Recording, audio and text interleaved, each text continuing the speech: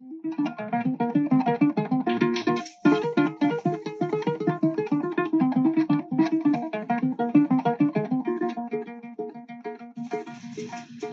et dames, bonjour. Soyez naturellement les bienvenus dans ce programme où nous sommes honorés avec la présence de Monsieur Diengi Tuntum, alias le chocolat des filles. Monsieur le chocolat des filles, bonjour. Pour introduire, vous pouvez nous donner votre sentiment par rapport à votre présence ici sur le plateau. Déjà, je suis vraiment merci pour l'invitation et je tiens à saluer le directeur général ainsi que l'ensemble de ses collaborateurs, donc le directeur général de l'Institut national des postes et technologies de l'information et de la communication, qui est l'un des plus vieux établissements du Gabon, je pense qu'en 1972, si je ne me trompe pas. Et donc, c'est un honneur déjà de m'inviter parce que ça va faire bientôt aujourd'hui 50-55 ans que vous formez les cadres moyens et supérieurs dans le domaine des TIC et tout ça. Et donc, c'est un honneur pour moi d'être présent ce matin pour échanger sur le thème tech et tradition aux origines de l'innovation. J'aimerais par contre savoir, c'est vrai qu'il peut paraître surprenant, mais il est significatif que parmi les enjeux de la fin du siècle, on ait songé à inclure la culture aux côtés du numérique. Pouvez-vous nous dire quel est l'objectif du numérique aux côtés de la culture? Je félicite Diane Petit déjà pour le travail que vous faites dans ce domaine, parce que vous êtes déjà leader au niveau du Gabon dans ce domaine. On est obligé de parler de tradition et de technologie parce qu'aujourd'hui, si vous consultez toutes les grandes revues des sciences et des technologies, à l'instant des sciences et vie, vous allez voir, on va beaucoup plus aborder tech et futur, tech et futur. Mais qui dit tech et futur veut dire l'innovation, on parle de l'avant. Mais quelle est la source de l'innovation? Voilà. Où est-ce que l'innovation puise ses origines? Et donc, nous, en tant que jeunes Africains, on s'élève aujourd'hui pour dire au monde, haut et fort, sans complexe, que l'Afrique est le berceau non seulement de l'humanité, mais qui dit berceau de l'humanité, dit berceau de l'innovation, dit berceau de toutes les technologies qui ont été développées, puisque c'est d'ici que l'homme va partir, et donc c'est d'ici qu'il va prendre toutes les technologies et il va avec. Et donc ça, c'est ce qu'on peut dire en matière de présentation. Le thème, il est d'actualité et très intéressant, donc tech et tradition. Mais je pense qu'il est temps qu'on en parle sur la question. D'accord. Si vous dites que l'Afrique est le continent qui a commencé avec le numérique, ou encore le numérique a commencé avec les Africains, comment expliquer le fait que ce soit les Occidentaux qui se sont accaparés et que nous, les Africains, nous soyons plus influencés par ce que nous-mêmes nous avons produit? Quand on observe les pyramides égyptiennes, on voit qu'il y a bel et bien de la technologie de haut niveau. Il y a toute une organisation du travail qui est développée. Voilà. Mais comment aujourd'hui on se retrouve avec l'Égypte qui est classée parmi les pays en voie de développement, qui autrefois était une grande puissance, et on a les États-Unis aujourd'hui qui est la première puissance. Il faut comprendre que le monde évolue par démarcation. Un pays peut être puissant aujourd'hui, ensuite il décline, un autre pays monte, ensuite il décline. Pour revenir sur la question que vous avez posée, il faut comprendre déjà que dans l'Antiquité, en 228 avant Jésus-Christ, on avait des grandes bibliothèques ici en Afrique qui malheureusement ont été détruites. Je parle ici de la bibliothèque d'Alexandrie, qui était l'une des plus grandes bibliothèques au monde, par exemple, où toutes nos connaissances en matière de numérique, en matière de technologie, en matière d'innovation scientifique ont été détruites, je pense, en 642. Et donc, quand on est dans la période des 642 en Afrique, on a des très grands royaumes. Je pense au royaume du Luango, je pense au royaume du Sénégal, au royaume de Sosa, etc.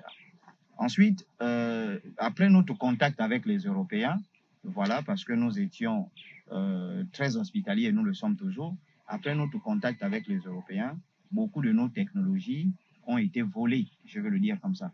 Donc, ces technologies ont été volées. C'est pourquoi vous allez remarquer, entre la période de 1472, date à laquelle les Européens commencent à prendre le contact avec l'Afrique noire, et si vous poussez un peu plus loin, vous allez voir les premières révolutions industrielles en Europe à partir de 1500. avec le développement notamment des sciences économiques, etc. Mais à partir de 1750, on assiste ici à la révolution scientifique, notamment en Angleterre, en Europe précisément, la révolution scientifique, etc. Donc, ça veut dire que nous avions autrefois des technologies, voilà, mais notre contact avec d'autres peuples, ils ont pris ces technologies, ils les ont amenées, et ensuite, 200 ans plus tard, ils reviennent pour nous donner ces mêmes technologies. Pour vous dire, pour vous donner un exemple assez simple de ce que je suis en train de dire, nous avons notre plante ici, un bois sacré qui est l'iboga. Voilà, vous avez entendu parler. Voilà. L'iboga, ça pousse ici au Gabon. Je pense que c'est l'unique pays même où l'iboga pousse de façon naturelle. Ensuite, les Blancs ont compris la puissance de l'iboga. Ils ont pris l'iboga, ils ont amené chez eux. Ils sont en train d'étudier l'iboga. Ils fabriquent des gélules. Ben, 50 ans, 60 ans plus tard, ils vont nous ramener ça ici en disant que ce sont eux qui ont découvert. Donc, voilà ce que vous devez comprendre, c'est que toutes les grandes technologies, voilà, que ce soit dans la médecine, que ce soit dans l'armement, que ce soit dans les transports, que ce soit dans la logistique, ont commencé ici en Afrique. Et ça, il faut le comprendre. Vous qui êtes une jeune africaine, comprendre que c'est ici que le numérique a commencé. Et d'ailleurs, vous devez vous intéresser aux questions du numérique ici en Afrique, parce que c'est justement ici le berceau. Oui. D'accord. Après, je voudrais savoir un peu si, comme on dit, que le numérique vient de l'Afrique. Oui. Par rapport à cela, moi, je voudrais savoir comment est-ce que le numérique a fait pour se retrouver dans nos traditions. En fait, quel est l'apport du numérique dans nos traditions? Pourquoi est-ce qu'on a songé à inclure le numérique au travers de nos cultures et de nos traditions? Bon, en fait, le numérique, s'il faut bien comprendre votre question, le numérique ne se retrouve pas dans nos traditions, mais par contre, le numérique sort de nos traditions. Le numérique sort de nos cultures. Aujourd'hui, nous avons par exemple ça c'est un téléphone, ça, c'est un téléphone, c'est du numérique. Mais il y a au Gabon des peuples qui ont la capacité de communiquer à travers des feuilles sans utiliser le téléphone. Moi, je peux appeler un animal, si je prends l'exemple, ça. Je cueille une feuille, ça. Je peux appeler un animal si je suis en forêt. Je ne sais pas si ça va passer. Vous voyez? Et donc, pour celui qui s'intéresse aux sciences, rien qu'à travers cette communication-là, je peux dialoguer. Mais quelqu'un qui s'intéresse aux sciences fondamentales, aux sciences du numérique, il peut s'inspirer de cette technique-là pour créer un outil de communication qui peut permettre de rentrer en contact avec des animaux. Est-ce que vous comprenez un peu? Donc, tout ce qui est numérique qu'on utilise aujourd'hui a été puisé dans une source culturelle, une source traditionnelle, une source artistique. Voilà, ça a été puisé et ensuite on a développé selon son contexte et ça a donné quelque chose. Aujourd'hui, je reprends le même téléphone. On peut faire des appels vidéo avec. C'est ça, non? On rentre sur WhatsApp, on fait des appels vidéo. Mais votre arrière-arrière-grand-mère, elle pouvait prendre cette eau-là, elle mettait dans une cuvette, vous êtes en France, elle est peut-être à Makoko, elle met dans une cuvette, elle prononce quelques paroles, votre visage apparaît et vous dialoguez. Mais ça, on va appeler, on va dire que c'est de la sorcellerie. Si aujourd'hui, on me voit communiquer avec cette feuille-là, l'antilope vient ou un serpent vient, on va dire que c'est la sorcellerie. Non, ce ne sont que des lois du numérique qui sont dans l'univers. Voilà, en fait. Donc, le numérique est puisé de nos traditions, en réalité. Et donc, nous, les jeunes Africains, on doit comprendre que l'Afrique, c'est le berceau de toutes ces techniques de communication, toutes ces technologies. Alors, nous devons venir en Afrique, voir ce qui s'est fait et les moderniser.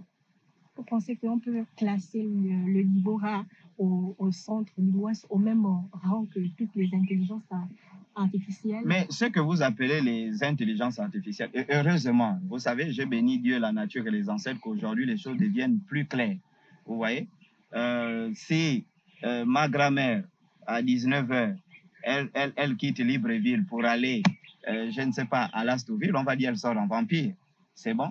Mais aujourd'hui, Mark Zuckerberg, à travers Meta, il vous crée ce qu'on appelle les avatars. Tu portes un casque de réalité virtuelle, tu te retrouves dans un monde virtuel. Ben non, là c'est normal, c'est la technologie. Mais si toi tu sors en vampire, tu te retrouves en France, on va dire non, elle sort en vampire, elle déforme les lois. C'est que les Blancs sont venus dire ici chez nous que c'est du vampire. Non, ce ne sont que des technologies.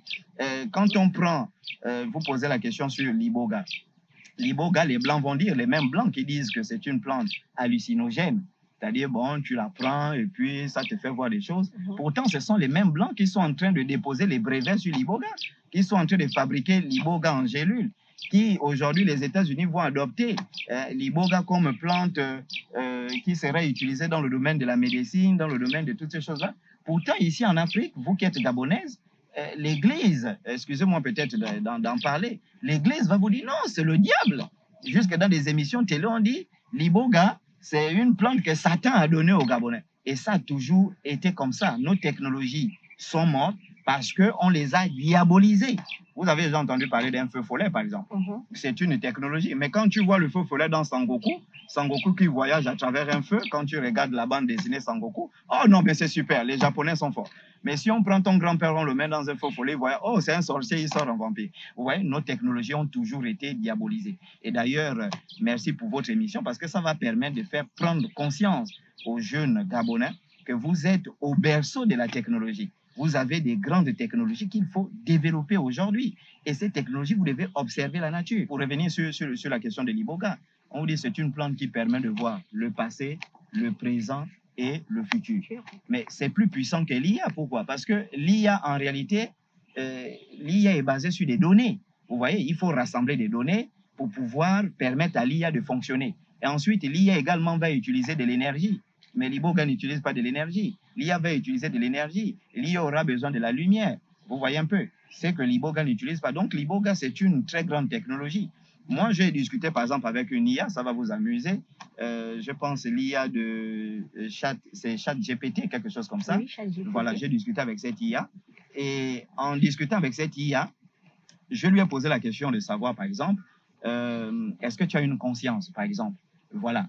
L'IA va me dire, non, je n'ai pas de conscience, je suis un programme informatique. Et moi, je vais poser la question à l'IA, qu'est-ce que tu penses de l'IA des Snapchat, par exemple? Voilà.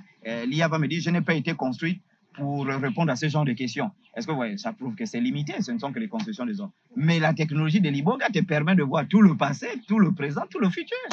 Vous Mais voyez? après, pour ne pas vous couper, est-ce qu'il n'y a pas quelque part une influence ou des inconvénients par rapport à cette intelligence-là, qu'on va dire artificielle? Pardon, l'iboga, je vais vous couper, n'est pas une intelligence artificielle, c'est une intelligence réelle, c'est une intelligence divine. Vous voyez, c'est une clé, voilà, de la découverte de plusieurs choses. Je discute souvent avec des amis scientifiques. Toutes les grandes découvertes que vous voyez, les grands prix Nobel, c'est dans le monde spirituel qu'on peut prendre les découvertes. Vous voyez, et on les ramène dans le monde physique. Tout ce que vous voyez là, ce ne sont que des matérialisations de la spiritualité. Ce sont des choses qui sont dans un monde spirituel. Si vous faites des voyages astro, vous arrivez dans un monde, vous constatez qu'il y a une technologie, vous dites, ah, mais ça peut servir à notre monde des vivants. Tu la ramènes, on dit, tu as fait une découverte, tu as fait une invention. Mais en réalité, tu es parti prendre ce qui existait déjà quelque part. Ensuite, tu peux également rentrer au plus profond de toi. Vous êtes des scientifiques, je ne vous le dis pas. On peut, hein, ça, je vous le dis, vous qui faites le numérique. J'ai vu dans une église en Belgique ou en France, il y a déjà un Jésus IA. Vous comprenez? C'est-à-dire qu'ils ont mis un Jésus IA et les gens rentrent dans l'église, ils peuvent discuter avec cette intelligence artificielle qui connaît tous les passages bibliques. Voilà, tout ça. Mais pourquoi on ne peut pas également matérialiser l'iboga, par exemple, en intelligence artificielle, pour la rendre un peu plus moderne à nos réalités? Voilà, éviter, à enlever le mythe de la peur et faire comprendre aux gens que ce n'est qu'une technologie, voilà, qui peut permettre de faire des découvertes dans le domaine de la médecine, dans le domaine du numérique, découvrir les lois du numérique, dans le domaine du cinéma, dans le domaine de tout ce qui est nouvelles technologies, dans le domaine du transport, dans le domaine du ferroviaire, etc.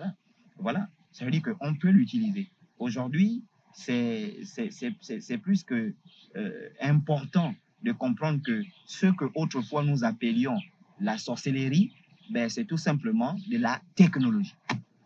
Ouais. Quelque part, Oui. ces technologies-là ne modifient pas nos cultures et nos traditions.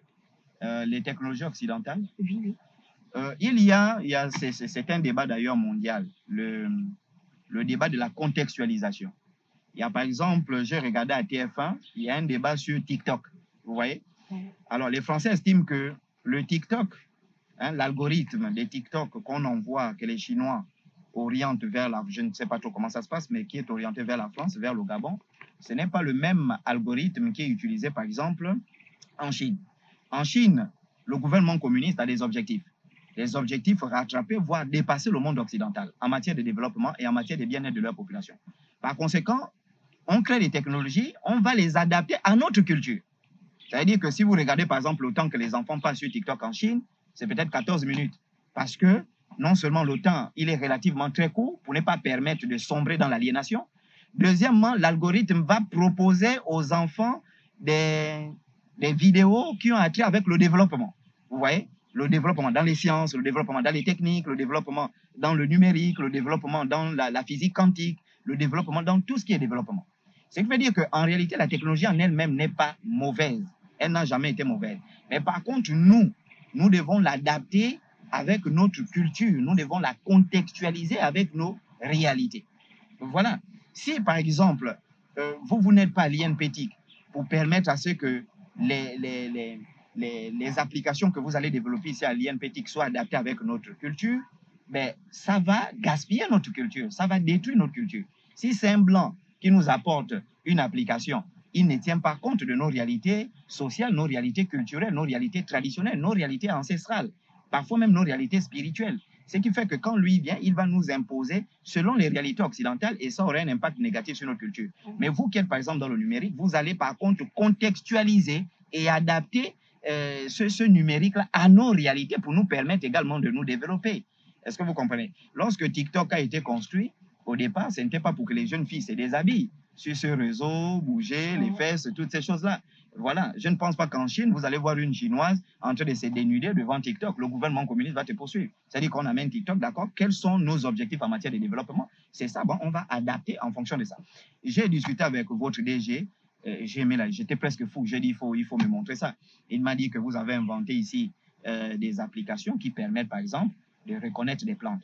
J'ai dit, mais c'est du haut niveau. Vous voyez comment on peut adapter, vous voyez, le numérique avec notre réalité. Nous sommes un pays recouvert à 85% de forêt. Ce qui fait que si vous créez une application qui peut nous permettre de compter les plantes, mais moi, je ne suis plus perdu parce que si j'ai la diarrhée, ben, je rentre en forêt, je filme un arbre, on me dit ça me permet de soigner la diarrhée, je cueille l'arbre et puis je bois, c'est terminé. Wow. Et voilà, donc on doit adapter le numérique avec notre culture. Le numérique ne détruit pas la culture s'il est bien utilisé. Mais il va détruire s'il est mal contextualisé ou bien il est tout simplement transposé. Non, on doit l'adapter, on doit le contextualiser avec nos réalités culturelles traditionnelles. Voilà. Ouais. Et comment utiliser le numérique pour réinventer les formes Bon, parler d'abord des Africains, c'est trop large. Des Gabonais d'abord. Voilà, parce que le Gabonais a un véritable problème avec le numérique. Ça, je vous dis, nous qui sommes un peu dans l'enseignement, parfois c'est compliqué. Je vais vous amuser. J'étais dans un groupe, on devait faire cours en ligne. Et j'ai été dans le groupe. Et comme beaucoup des enfants n'avaient pas le forfait, ils m'ont enlevé du groupe. Et puis, ils ont dit, bon, le prof n'était pas dans le groupe. Vous voyez, c'est parce que... et ça m'a amusé. Parce qu'on a du mal à s'acclimater. On a du mal à s'adapter. Mais c'est quoi le problème, en fait? Le problème, parce que les Gabonais ne se retrouvent pas. Ouais, je prends l'exemple. Si vous prenez un cours de mathématiques, par exemple, vous voulez expliquer à un enfant les limites et les dérivés, par exemple. Mais vous n'allez pas venir parler en disant, bon, la limite de f de x est de 0 à plus l'infini. Non, dites à un enfant ce qu'on entend par limite. Hein? Tu es dans la maison de ton père et de ta mère. Tu as ta chambre seule. Dans ta chambre-là, tu as ce qu'on appelle ton domaine de définition. Tu peux faire tout à l'intérieur. Tu peux te mettre nu, tu peux danser. Tu ne déranges personne parce que tu es dans ton domaine de définition. Mais si tu sors maintenant en slip de ton domaine de définition pour venir au salon ou papa avec ses amis, les étrangers, tu vas mettre les parents dans une forme indéterminée. Vous voyez que si vous expliquez ça à un enfant, il comprend tout de suite c'est quoi une limite. Est-ce que vous comprenez un peu? Ah, d'accord, donc la limite en réalité, c'est un territoire où j'ai le droit de me mouvoir, mais sans pourtant sortir, parce que si je sors, je ne suis plus dans mon domaine de définition, et là, je tombe dans des formes indéterminées. Et comment lever ces formes indéterminées, soit par des négociations, soit par des excuses, etc. Et là, l'enfant comprend. Vous voulez expliquer à quelqu'un, par exemple, une dérivée. Mais dites à l'enfant, écoutez, nous avons Nzambé, c'est bon, qui est Nyambi, qui est Dieu.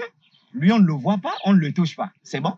Mais pour connaître, pour rentrer en contact avec Nzambé, pour rentrer en contact avec Nyambi, Nyambi va se dériver.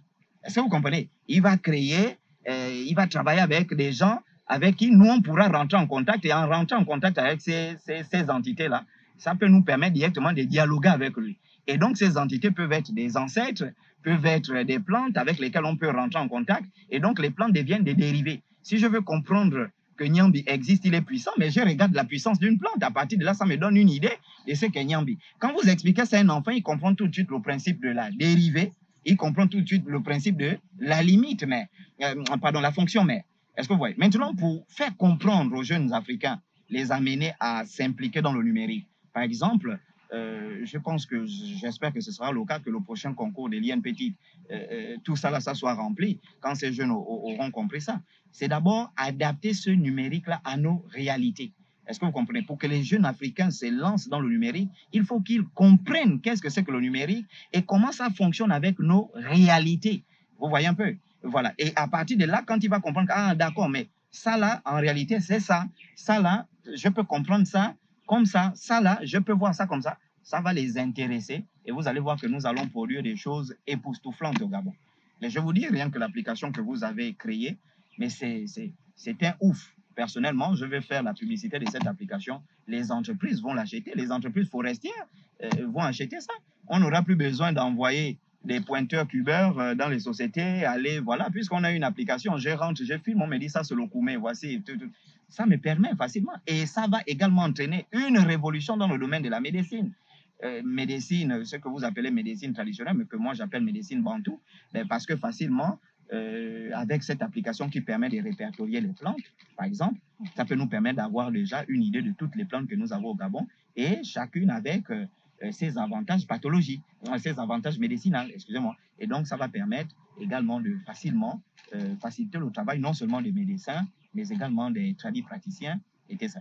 Et donc, aujourd'hui, on doit adapter le numérique à nos réalités pour permettre à nos jeunes qui sont en 6e, 5e, 4e de prendre conscience. Le gouvernement dit il faut intégrer le numérique depuis le lycée. Bon, on intègre le numérique. Comment si nos jeunes sont perdus en matière de leurs valeurs? Parce qu'il faut savoir comment adapter ce numérique-là. Ce n'est pas de venir dire, bon, voici un ordinateur, on l'allume et puis voici ce qu'on fait. Non, oui, voici l'ordinateur, on l'allume, mais il peut nous permettre, cet ordinateur-là, de faire tel travail, tel travail, tel travail, en fonction de notre culture. L'ordinateur que vous voyez là peut permettre d'enregistrer par exemple, toutes les langues du Gabon en langue Kota, en langue ceci, en langue, et ça nous permet. Vous voyez un peu. Et donc, c'est ce qu'il faut faire. Ok, un mot de fin.